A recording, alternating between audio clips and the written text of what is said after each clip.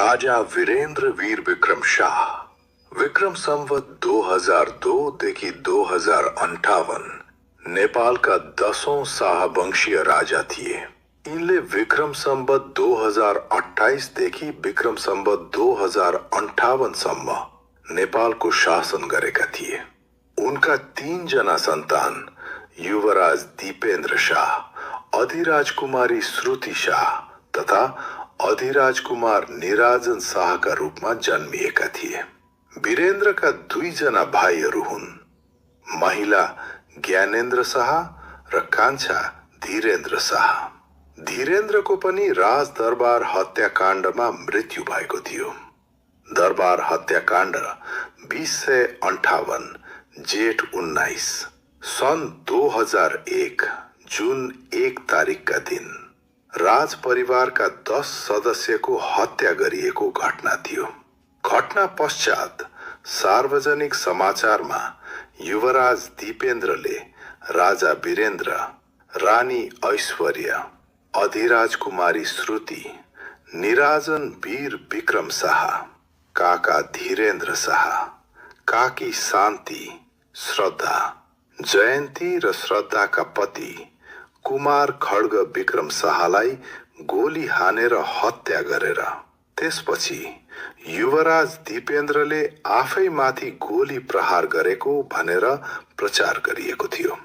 अर्को दिन अस्पतालमा गम्भीर घाइते रहेका भनिएका युवराज दीपेन्द्रलाई राजा घोषणा गरिएको थियो र उनका काका अधिराज कुमार ज्ञानेन्द्रलाई नायबी अधिकार सुम्पिएको थियो। राज परिवारका सबै सदस्यको सामूहिक अन्तिम संस्कार गरिएको थियो। 2058 जेठ 22 गते राजा दीपेन्द्रको मृत्युको औपचारिक घोषणा गरिएको थियो र ज्ञानेन्द्र नयाँ राजा घोषित भएका थिए।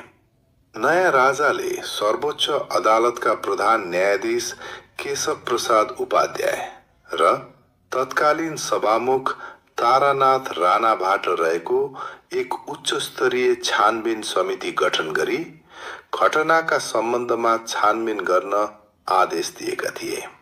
1 हप्तापछि समितिले राजालाई प्रतिवेदन प्रस्तुत गर्दै त्यसलाई सार्वजनिक गरेको थियो। प्रतिवेदनमा लागू पदार्थ र रक्सीले मातेका युवराज दीपेन्द्र घटनामा दोषी रहेको निष्कर्ष निकालिएको थियो। दीपेन्द्र वीर विक्रम शाह नेपालका 13औं राजा हुन्। उनी सम्भवतः विश्वकै सबैभन्दा छोटो समय राजा हुने व्यक्ति हुन्।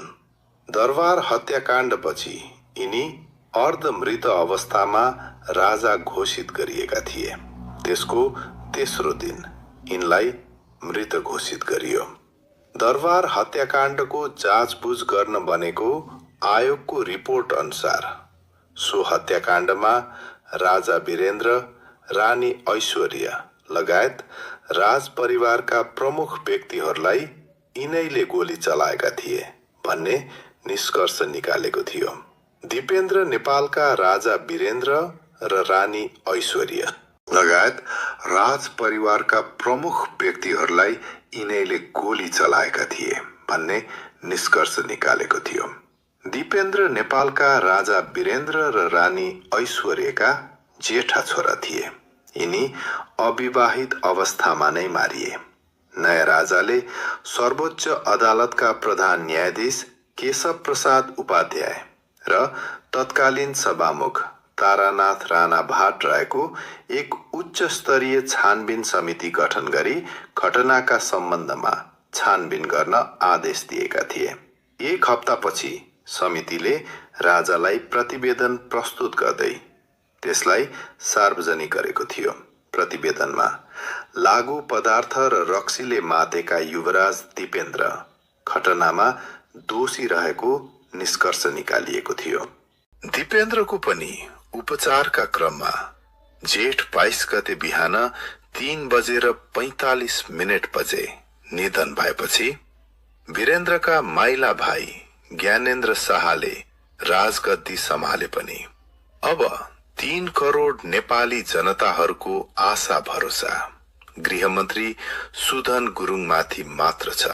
सुदन गुरुङले राजीनामा दिएको 47 दिनपछि पुनः गृह मन्त्रालयको नेतृत्व सम्हालेका गुरुङले पदभार ग्रहणसँगै दरबार हत्याकाण्ड सम्बन्धी प्रतिवेदन अध्ययन गरी थप छानबिन अघि बढाउने निर्णय गरेका हुन्।